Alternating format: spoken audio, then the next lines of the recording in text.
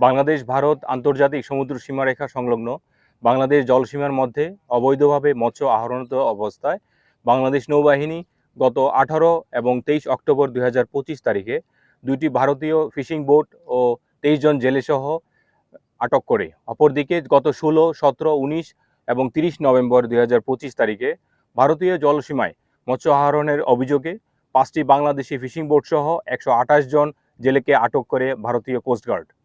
অতঃপর পররাষ্ট্র মন্ত্রণালয়ের উদ্যোগে দ্বিপাক্ষিক সমঝোতার ভিত্তিতে আটক থাকা জেলেদের বন্দি বিনিময়ের সিদ্ধান্ত গৃহীত হয়।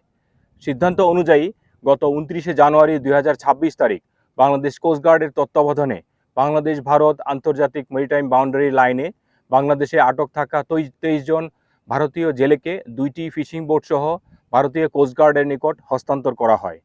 একই সাথে ভারতে আটক থাকা 128 জন বাংলাদেশি জেলেসহ 5টি ফিশিং বোট বাংলাদেশ কোস্টগার্ড গ্রহণ করে।